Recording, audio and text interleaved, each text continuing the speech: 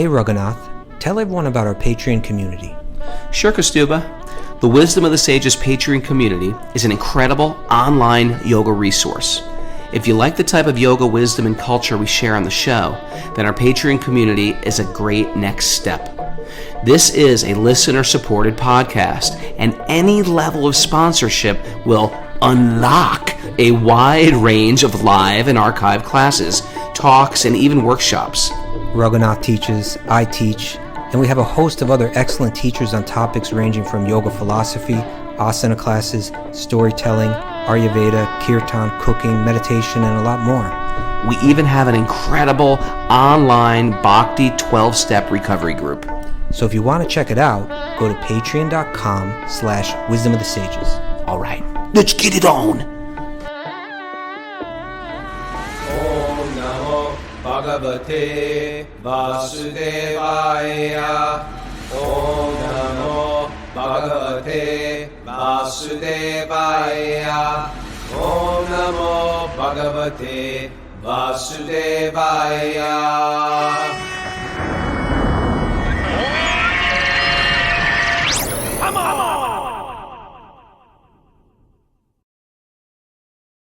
Live from Super Soul Farm, this is Wisdom of the Sages, a daily yoga podcast with your host Raghunath, and Kaustubha Prabhu is on holiday. But I have a very, very special guest. Before I introduce very, very special guest, I'm so out of my league. Special guest. Everybody's in for a treat. First, I just want to say welcome back. And actually, you should be saying that to me. Welcome back, Raghu. But welcome back to everybody who was on our traveling around Italy and Wisdom of the Sages retreat in Italy. And guess what? We are doing another one next year. Wonderful time. And then it was sort of like on the down low, but there was a very, very wonderful devotee couple who owns a very beautiful hotel in Weissensee, Austria. And they took it as their service. They said all the people that do regular retreats and serve the devotees by taking them places and doing things with them, we want to do a retreat for them. So we were on a retreat with a bunch of other retreat leaders, including Ananta and Achyuta and Amala and Nadia, these like kirtan heroes in my life. Gauravani and his family, Vrinda and Vishwambar and Vrinda. It was quite amazing. And we wound up and we headed back home to meet the Hudson Valley floods on the Taconic Parkway. But, you know, Mara, I don't even know if we want to do announcements today. We're going to skip announcements. We have a very special guest visiting Super Soul Farm. And I had I got home, he was here. And I was so excited because Pradyumna Prabhu he's the original translator of the Bhagavatam with Srila Prabhupada. And as a young man, he traveled with Prabhupada all over the world, translating. And he's probably one of the foremost Sanskrit scholars. According, you know who said that, Pradyumna Prabhu? I'm not making this up. This was according to Advaita. Edwin Bryant said that. And I believe him. I believe him. He's a Sanskrit word nerd, book nerd.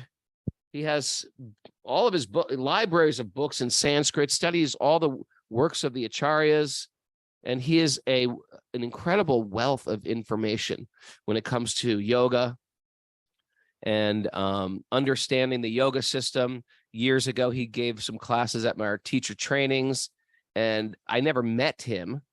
And sometimes scholarly people, it's like, I'm a little thick, boneheaded, people have called me.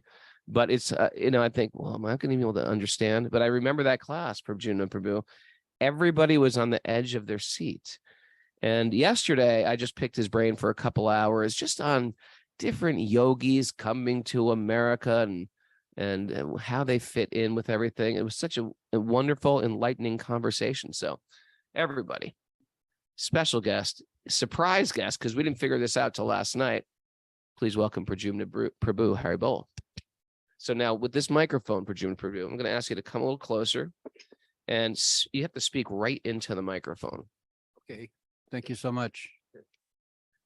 Pradyumna Prabhu, your quest into spirituality was probably in 1966, the year I was born. Was that when you sort of started your quest?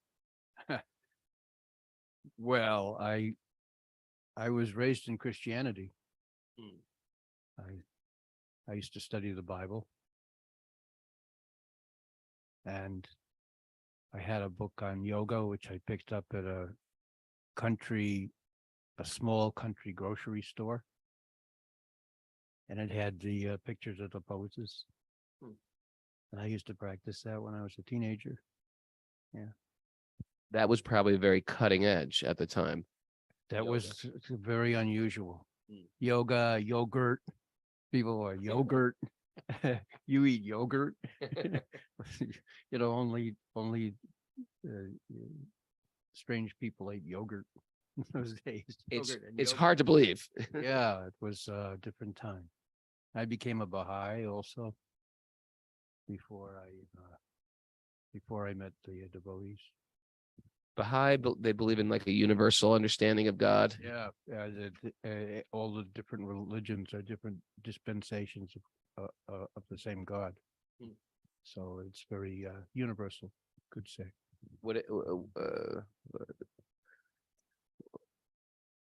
There's a famous movie star, the guy from The Office, Dwight from The Office, is a Baha'i. He just wrote a big book about it, and when he was interviewed on Rich Roll, and which is a very big podcast that asked me to be on it too, and I was like, wow, we got to get him on our show.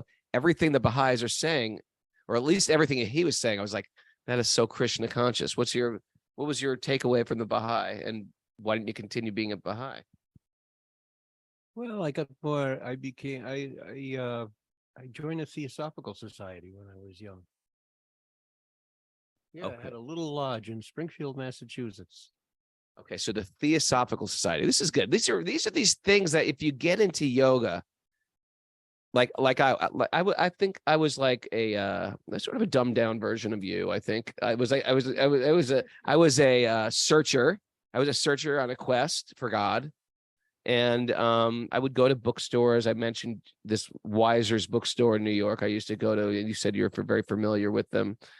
And I would just read from different swamis and mystics, metaphysical teachings, Essene book, Tibetan Book of the Dead, Essene Gospels, and then of course Theosophy, which is one of the reasons why you're up here, because there's a big Theosophical Society. Can you tell me a little bit about them and how did they tie into yoga? Well, the founder of the Theosophical Society, Madame Blavatsky, in the 1870s, was living in New York, and that society was actually founded in New York City. Yeah, just live on 9th Avenue, and she was kind of a clairvoyant. And at that time, can I interrupt for 1 second? What's a clairvoyant? Let's just people call themselves mystics and clairvoyants. What does it actually mean to be a clairvoyant? She had some kind of extrasensory sight. She could see spirits and things like that. And she was since she was a girl, and she was in contact with some what she called masters of a kind of a universal brotherhood, Great White Brotherhood, they called it at that time. And she wanted to explore. Well, it was really an investigative society to explore spiritualism at that time, which was all the rage. And now, so spiritualism, this is interesting historically. So this is 1870s in Manhattan, and spiritualism is all the rage. Like yoga is all the rage in 1870. Spiritualism was very it was popular. Even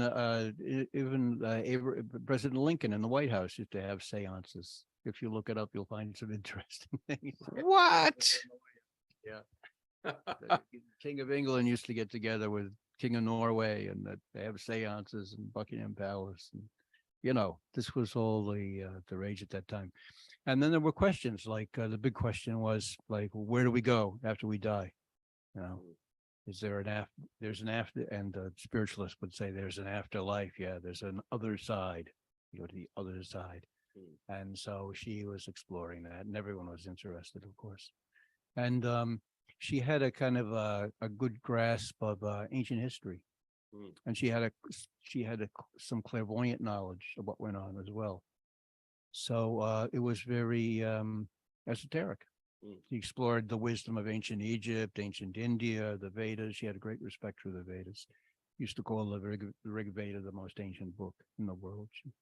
She had a lot of respect for it, and all of the ancient religions and philosophies. And in her 2 volumes, which came out in the first one was in 1877, Isis Unveiled. She tried to bridge ancient religion, the wisdom of ancient religion, and science. Bridging religion and science. Sounds familiar? BI. Yeah, amazing. Bhaktivedanta Institute. And then her big volume came out in it was 1889, I think, The Secret Doctrine. At that time, she'd gone to India. She lived several years in India, and then she retired in London and passed away in London. So anyways, Theosophical Society. And there was a little lodge in Springfield. We had some interesting people that belonged to that. There was an elderly lady, very tall, wore big hats, big floppy hats. And she was the daughter of the man who wrote Looking Backwards. Yes, I forgot his name at the moment. He was a native of Springfield. And he written a famous book. We had to read it in high school. It was called Looking Backwards. And in that book, it was about a person in the future. And all, the elevators, airplanes, automobiles, all these things that didn't exist at that time. Wow. Edward Bellamy. She was the daughter of Edward Bellamy. And actually, he was mentioned by Madame Blavatsky in her book. Anyway, he was from a hometown, from my hometown, just like Timothy Leary and Dr. Seuss. All from Springfield. We all went to the same high school. Wow. So anyway, interesting beginnings. So she had a close tie to yoga. While we're here, and by the way, this is Squirrel Day, meaning this conversation is going to go everywhere. There is no one direction. If you're hoping for some type of chronological order or how we're going to move through this, it's a free for all, because this is how my conversation went with you yesterday, and I went to bed with a big smile on my face. So let's talk about yogis coming to America. We were talking about there was a famous yogi in Nyack, New York. The Great they called him the Great OOM. And what was his story? He had a huge ashram before it. Nyack obviously is like a massive suburb of Manhattan right now. Want to talk a little bit about the Great Om? Well, I guess it seems he made a splash in the 20s, and all sorts of people and famous people and very wealthy people used to come out and under his tutelage, practice yoga, and a kind of, I think he geared it towards kind of a sex therapy in a way. Anyway, it became popular in Manhattan, and the Great Om with his ashram in Nyack, and yeah, very interesting. And I hadn't heard of him when I was a kid, but I read the books of his either his grandson or his grandnephew, what was his name? Theos Bernard, who was a graduate of Columbia University and was fluent in Sanskrit and Tibetan, and wrote a number of interesting books. In the end, he died. He disappeared on an exhibition in the Himalayas back in the 40s, I think. Anyway, it's interesting how there was a current of interest with, my generation was the punks. Your generation was beatniks and hippies. That generation was the upper, probably maybe the upper crust, the elite of Manhattan. Would you say that? You mentioned the King of Norway and yeah, and all kinds. It was interesting. I had talking about early swamis, there was a strange fellow who lived in my town. And I got an after school job at a haberdashery, a clothiers to gentlemen and their sons. And they had, wonderful clothes for men, right? And they outfit some of the local prep schools also. They had anyway, we'd see this fellow would go by on the street, and he had just a kind of a jacket with a hood and all kind of strapped up with ropes, bound together with ropes. And you'd see him walking along the street towards the north end. And they used to refer to him as the cat man. The cat man, it's a very strange figure. Anyway, I got to know him. And his name was Samuel Whitecraft. Samuel Whitecraft. And he was a vegetarian, and he read the book of Revelations over and over and over again.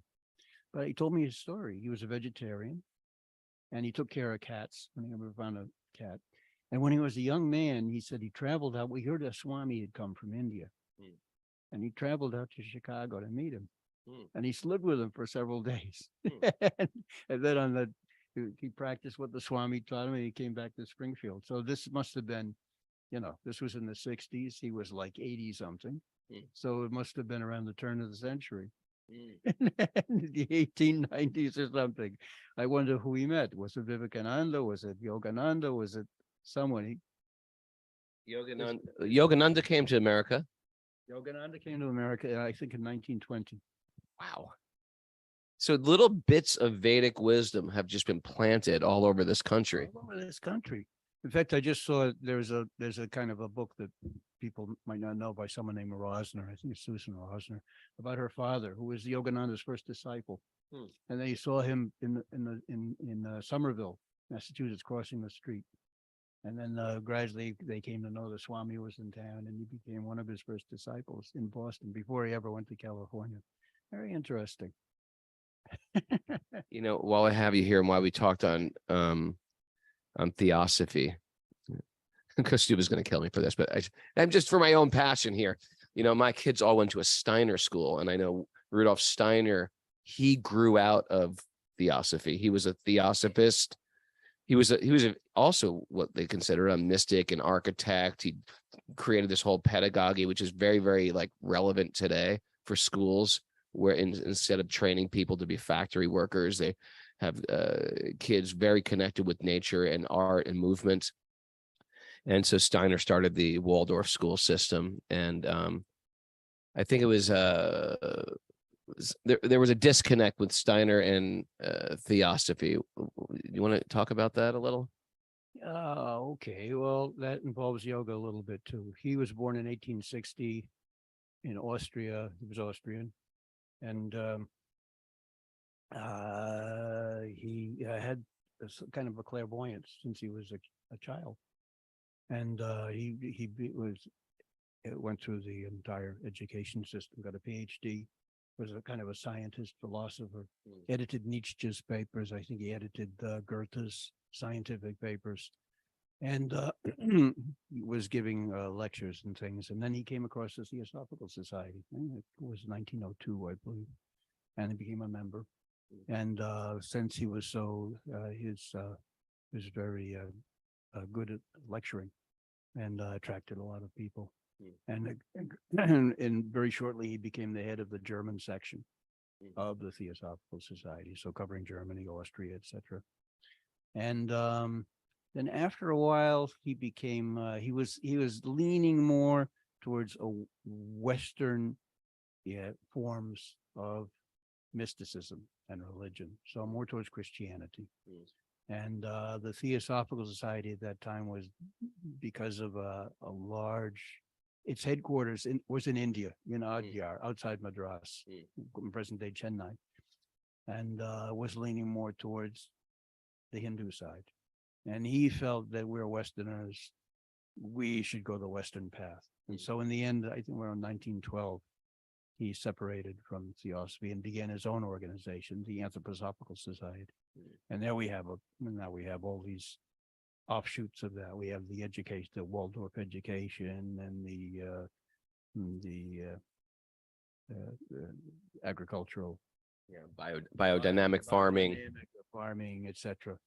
So anyway, it's he gave a lot of, he contributed so much, Steiner.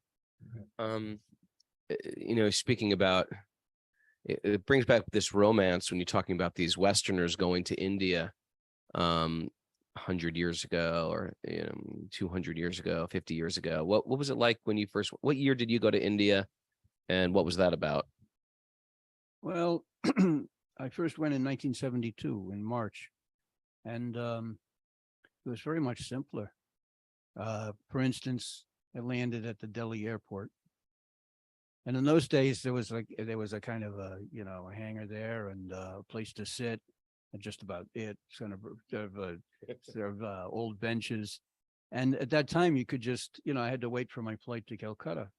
I had to wait 2 or 3 hours, so I just walked out across the tarmac, and there's a village, there's a field and a village. I just walked into a village. There was a little temple. I paid my respects. And I could have had a lunch or something, and then I walked back, and then got on my plane. It's just not like Sure. there were no guards, there was no security, there was nothing. No passport control. No. Yeah. And you were heading to Calcutta to go to. When I arrived at Calcutta, there was an old kind of ramshackle bus that I took to get in there, wooden seats. and the city was completely dark. It was in blackout. There was no electricity, and there were just fires on every side of the way. Every 2 feet, people had a fire for light and for heat. This is at nighttime, or This is at nighttime. Yeah, at night. why was it? It was just happened to be a blackout. There were frequent blackouts at that time. No electricity. So you were already into Krishna consciousness at this time, because you got into Krishna consciousness in 1967. Okay. So this is 72. You're on a bus from Calcutta heading to Mayapur. Bus from the airport to Calcutta. In the Okay. morning, Jayapataka Maharaj was in the ISKCON temple in Calcutta, and I think about 5:00.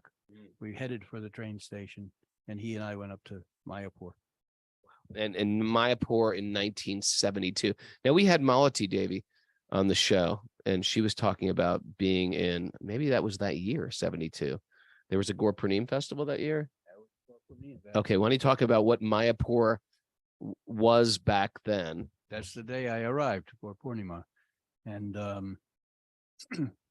Mayapur was basically the birthplace of Chaitanya Mahaprabhu at the end of the road, and a road, and several monasteries, mutts along the road.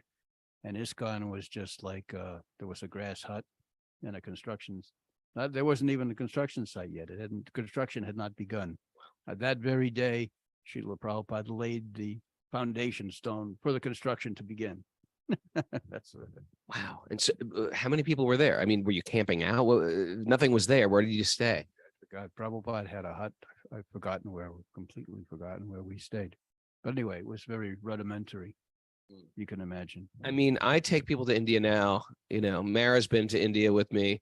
First thing we do, we get off at the airport hotel, clear customs, we get the shuttle bus to the, a nice airport hotel. By the way, I've never stayed in any, when I was a brahmachari, I never stayed in a hotel, period. But when I started taking people, I realized, okay, people aren't going to want to rough it. So I have to sort of upgrade, so that for my first time, I started staying at hotels. I always liked staying at ashrams if they were clean, but you're talking about, and there is a little bit of it, even today, I've just flown for 15 hours, even if I had a direct flight. I want to get to my hotel. I want to take a shower. I want to, maybe eat something or maybe take a nap.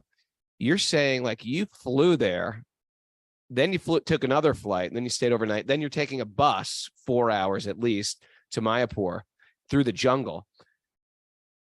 And then you're camping out. I mean, that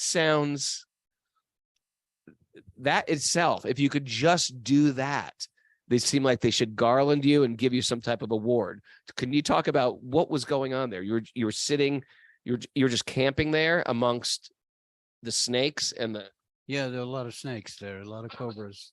Yeah, it was very primitive, bathing in the Ganges, and or under a spigot from a well. Yeah, very primitive. But we had so many adventures in the early days with Srila Prabhupada was right there. In America, it had become more difficult to see Srila Prabhupada because people were, there were so many devotees. Prabhupada was busy, always working all the time. And but in India, Prabhupada was very, very available to the devotees. So it was quite wonderful. Did you learn Sanskrit because Prabhupada told you to, or did you come into meeting Prabhupada already knowing Sanskrit and eager to learn more? Yeah, actually, I there were so many Sanskrit words in the Theosophical literature that I thought, let me learn this, and Tibetan also. I remember I took a Sanskrit grammar and a Tibetan grammar out of my local library back in 1966. I couldn't get anywhere with it. But then when I saw the Srimad Bhagavatam with the Sanskrit shlokas, then I thought, I better learn Sanskrit. So I just started on my own, got a book and began learning. And then YouTube videos, perhaps? No, we didn't have YouTube. We didn't have video. We didn't have computers. We didn't have cell phones. People communicated by telegram. Unbelievable. Telegrams. And even in the early days in ISKCON, I remember devotees at 26 Second Avenue, they had to consult Srila Prabhupada about something, and he was in California. And I remember the devotees all sat around, Brahmananda, Gargamuni, Satsvarup, Rai Rama. There was a phone, a landline, of course. Pick it up and phone Srila Prabhupada, and he's on the other end. When Srila Prabhupada took a phone, he'd pick it up and just kind of hold it in the air like this and talk into the phone. He wasn't very used to talking in phones at all. I saw him talk 4 or 5 times on a phone. Wow. That's it. No phones. We were talking about yesterday about Mayapur in the early days, and it's a little interesting story because Prabhupada's guru, Bhakti Siddhanta, he himself was a very, very learned man, had maybe 1,000, 5,000 followers himself. He had thousands of disciples. Yes. And some of them were very prominent. Is that? Well, certainly there were many. He had many admirers who were prominent. I don't know if they were actual disciples, but there was a wide acceptance. He was very. His father, Bhaktivinoda Thakur, was very very learned, and he was somehow or other, since his childhood, he was associated with very prominent people in Calcutta, in the Tagore family, Rabindranath Tagore's family, and the father. They were one of the best known families in Calcutta. So he used to hang out with them. He said, I was more in their house than in my own house. And his uncle was an editor of a prominent newspaper. So he met all the intellectuals at the time. He went to school with very prominent people. So he knew them since he was a schoolboy. And so Bhakti Siddhanta grew up in that. He had, his father had a wide range of friends and all around Bengal. So he grew up and he was educated in University of Calcutta, and very brilliant. And anyway, that's a whole background. Bhakti Siddhanta had a calling at a young age. Yeah, very young age. He memorized the Gita when he was like 10 or something, and Mara, what were you doing at 10? Can you remember that? Were you memorizing the Gita? She's still struggling to memorize it. You were playing with Legos. I was breaking Legos. So approximately 10 years old. Some people might have been said younger.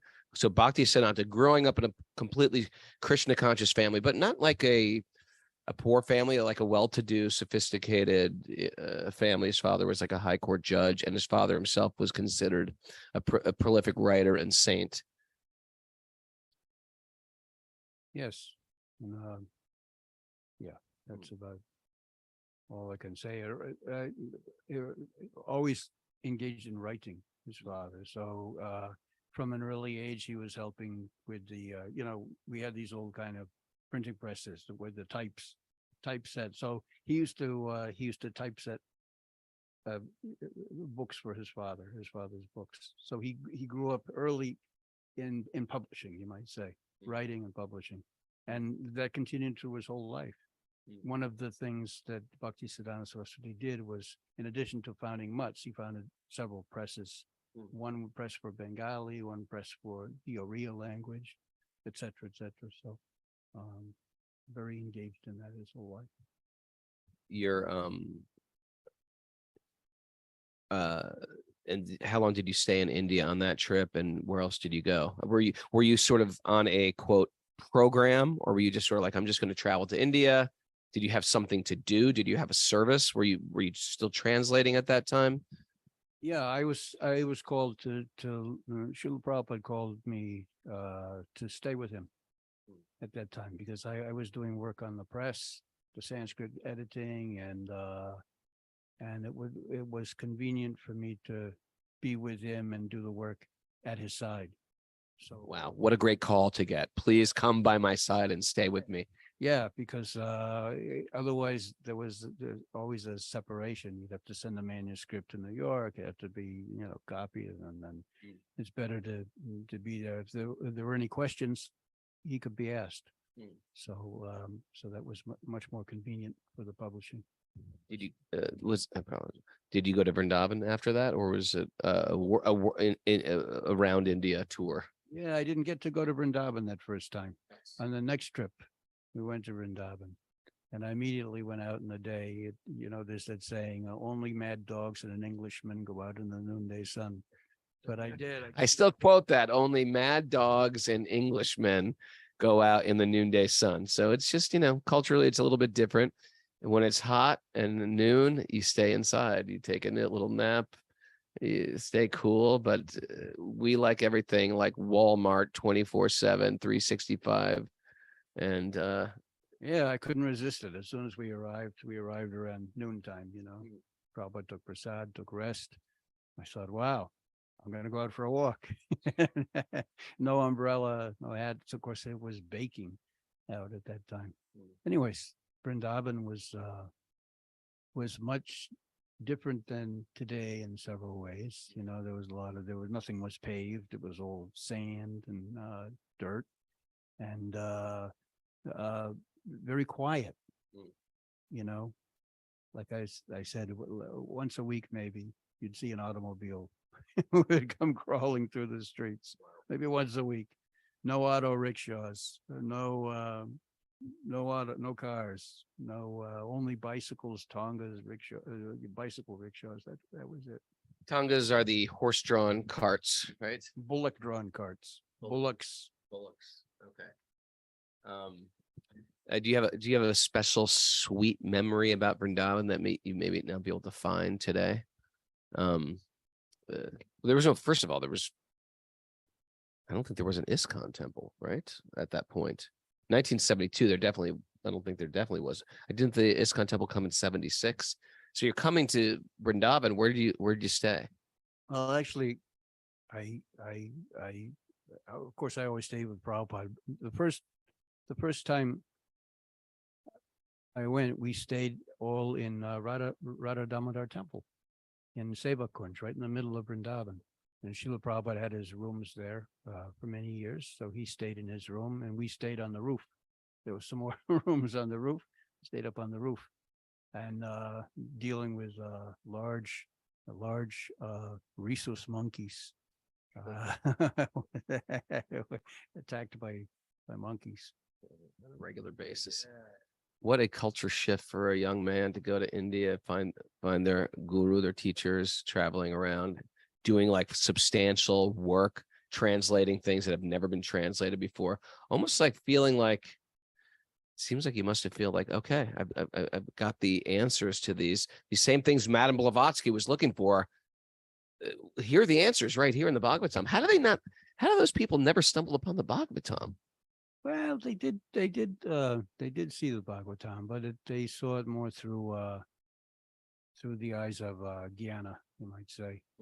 She refers to the Bhagavatam a number of times, more to the Vishnu Purana, actually, more to the Vishnu Purana when she's discussing the creation of the world, how the world was created. Yeah, she refers to verses in the Vishnu Purana. And Bhagavatam sometimes, but they're more interested in Raja Yoga, you might say.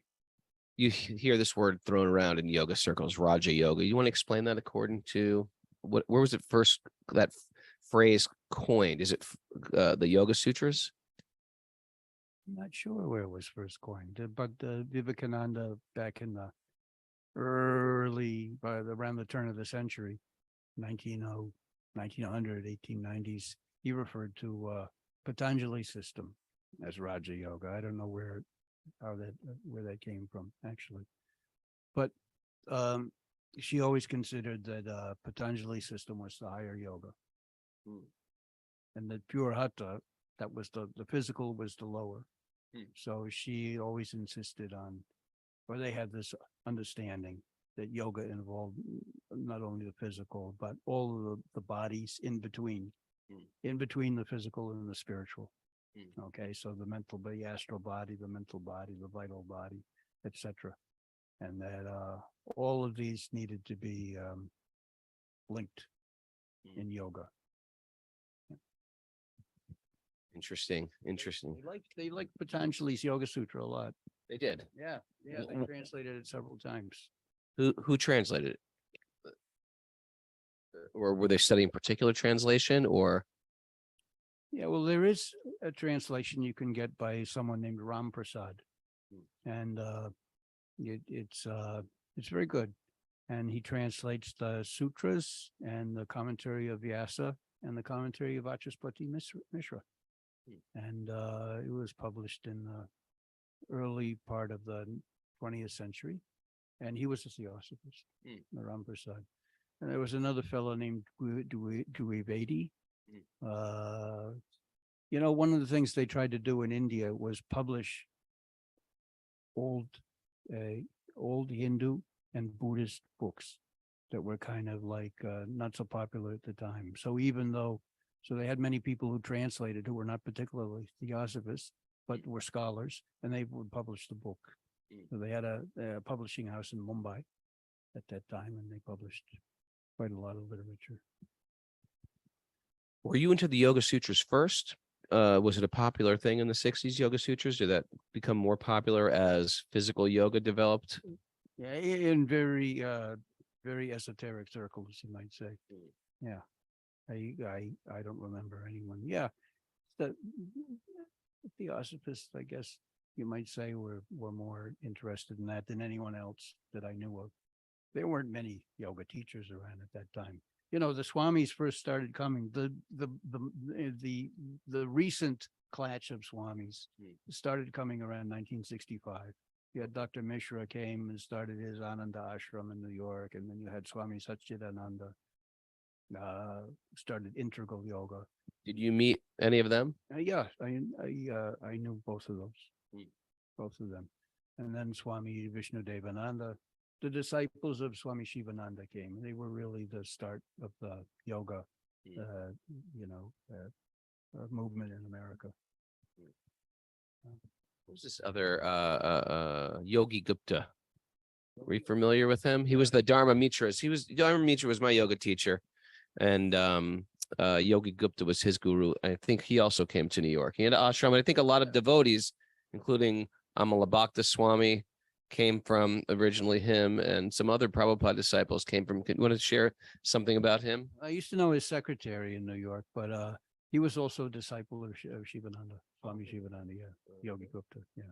It seems like Shivananda did a lot of work.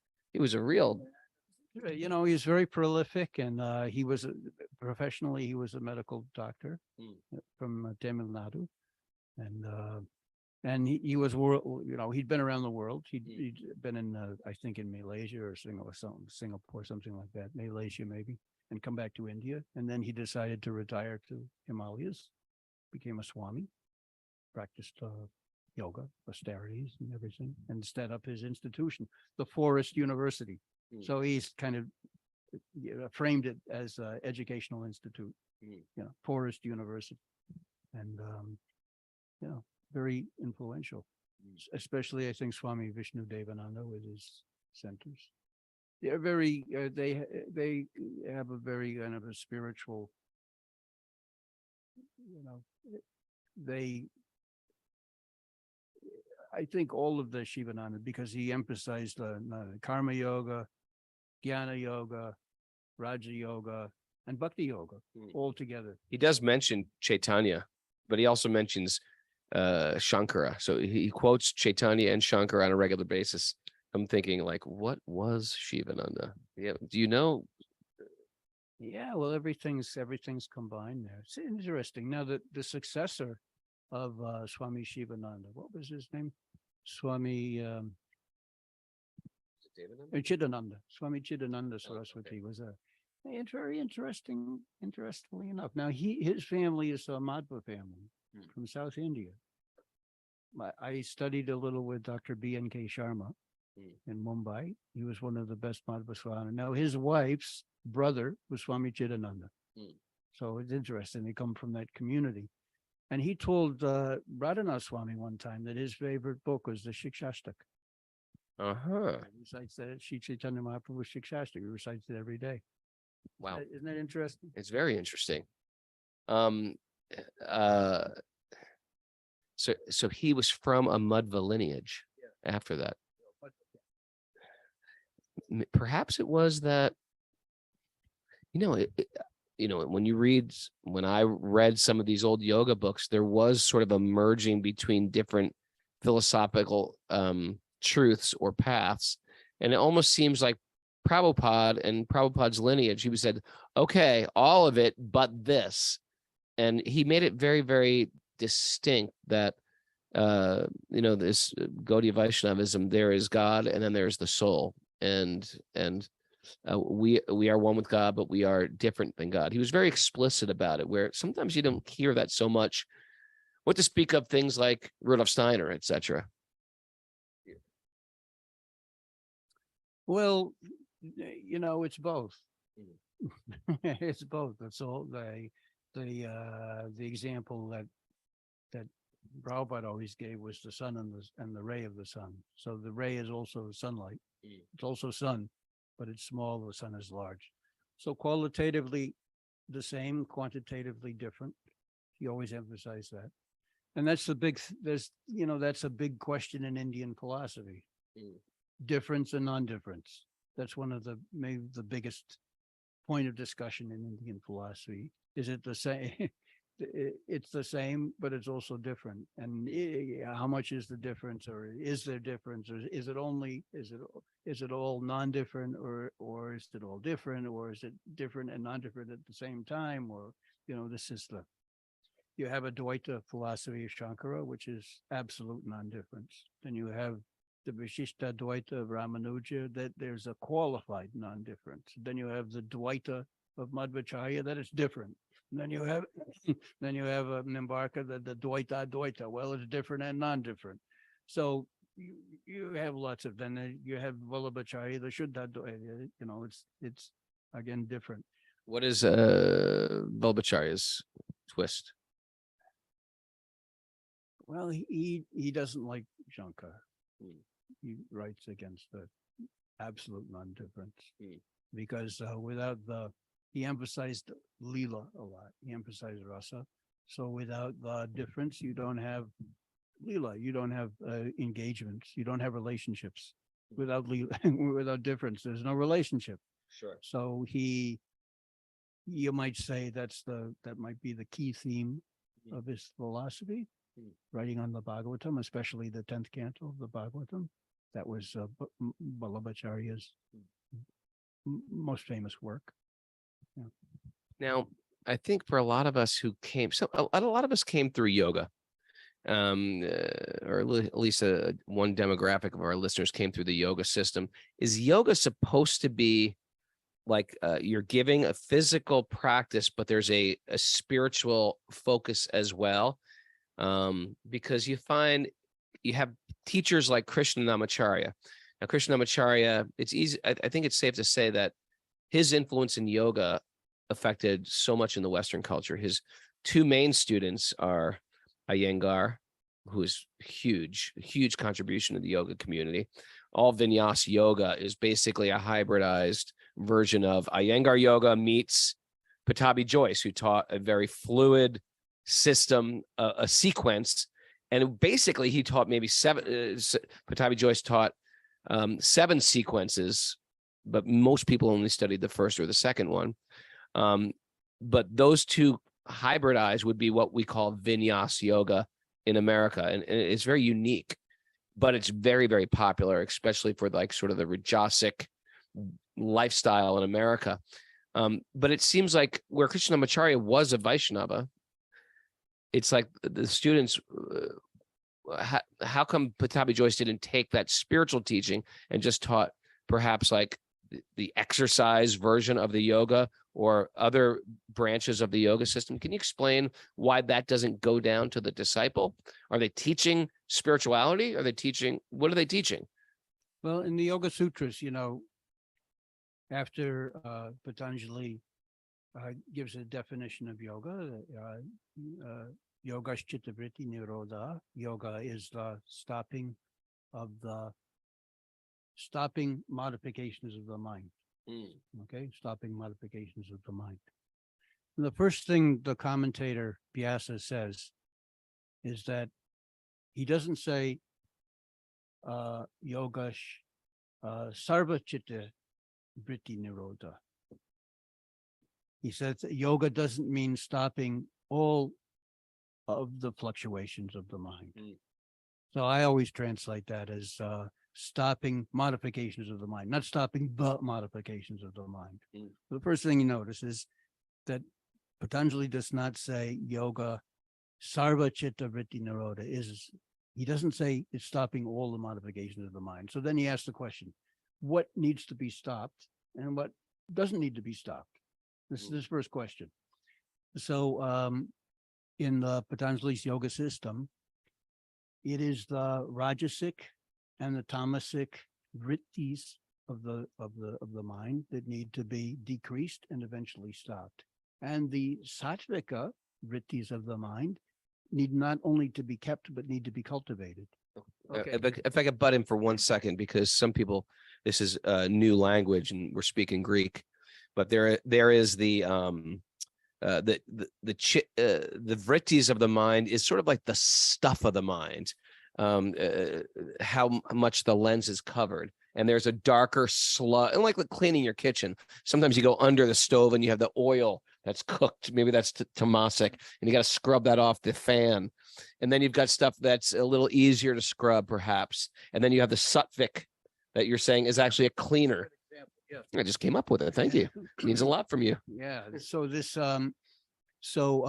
everything according to yoga and the philosophy of yoga, everything in the world is formed out of Prakriti, which is the primordial substance, the original substance. And the Prakriti is nothing but 3, you might say, we call them modes, sattva, rajas, and tamas. And they've been translated in various ways. Some translate sattva as goodness, rajas as passion, tamas as ignorance or inertia, maybe action, and then goodness is equilibrium, something like that. Anyways, the Prakriti, everything in this world is made out of that substance Prakriti in different forms. So the mind also is made out of Prakriti. So it has the 3 different modes, the sattva, rajas, and tamas.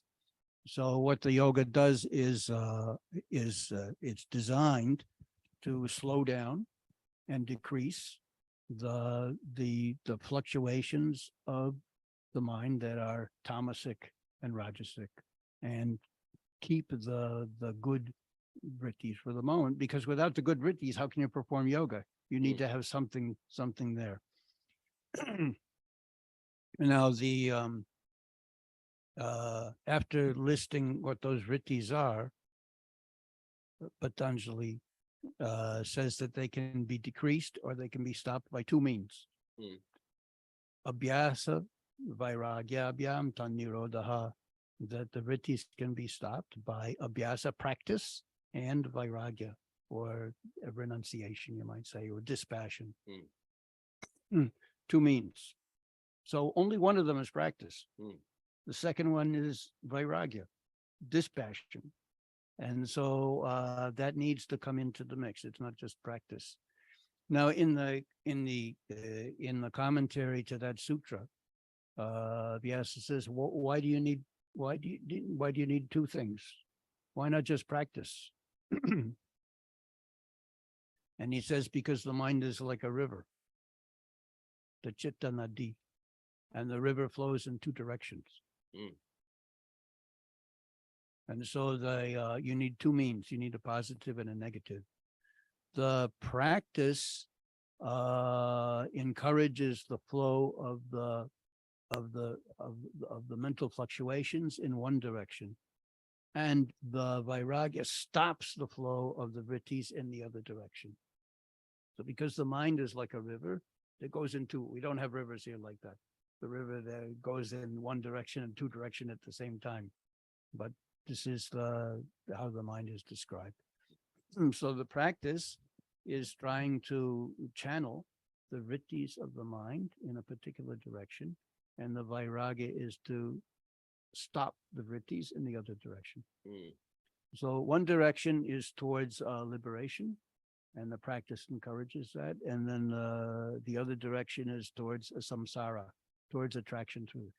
So the lower that direction of the mind which needs to be stopped is from the mind through the senses to the sense objects, and that should be decreased, and so the attention becomes more inner rather than outer. Okay, so in yoga you always have those two aspects. So practice is one, and the practices are many. According to Yama, Niyama, Asana, Pranayama, we have the 8 different stages of yoga, or departments, you might say, of yoga. And then along with them is this vairagya, 2 strange bedfellows.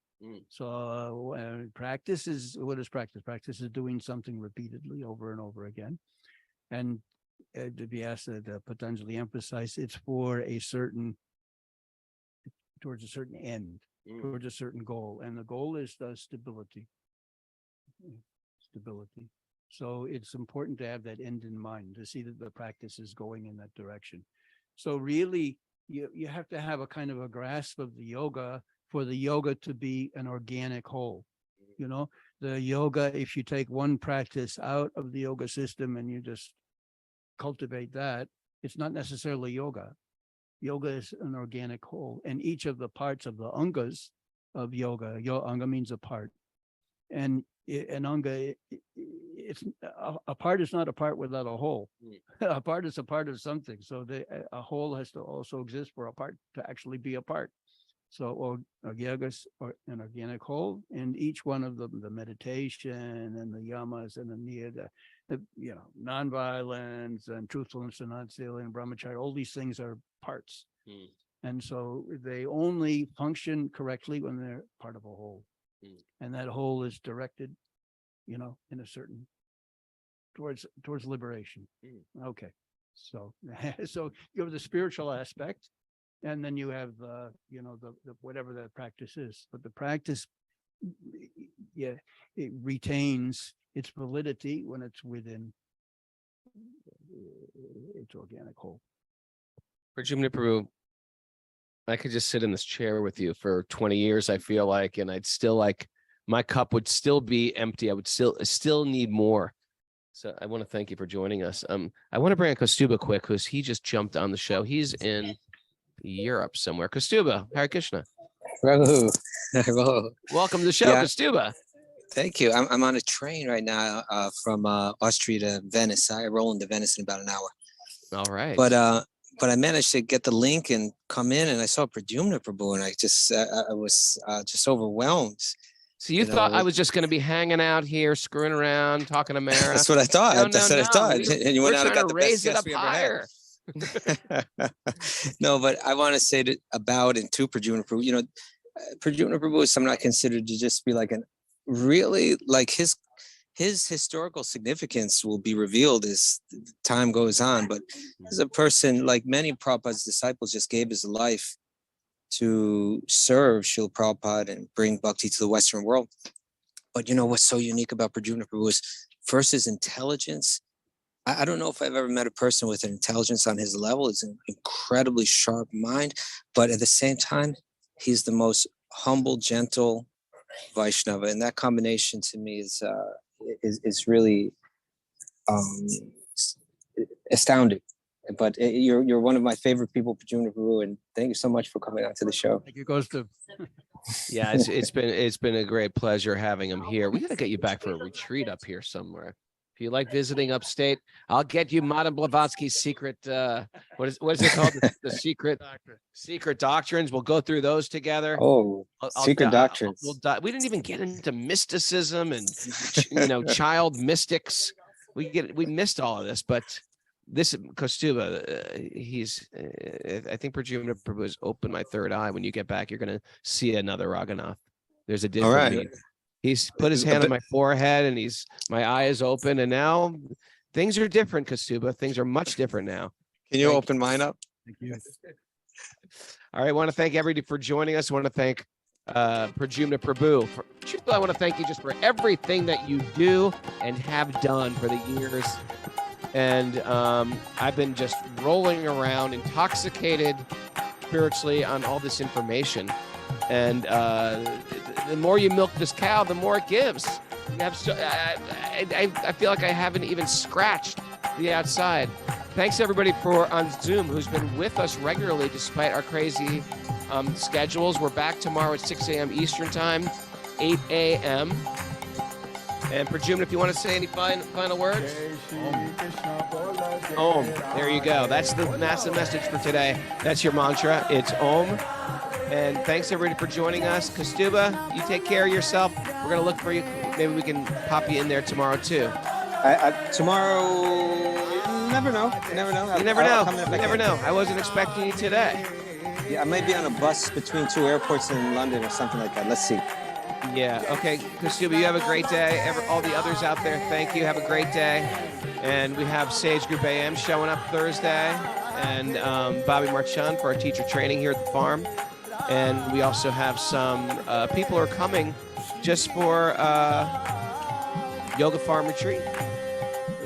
Farm stay, we called it, a yoga farm stay. If you're interested, email Mara at supersoultrainings@gmail.com to come up during our Wisdom of the Sages retreat. You pay some drop-in fee for a few days, get 3 meals, get some yoga, get to hang out here. Thanks so much, everybody. It's a beautiful day. We're going to cut out early. Thank you. And it's a beautiful day for a beautiful day. Let the magic continue to flow. Haribol. And then we wave to everybody.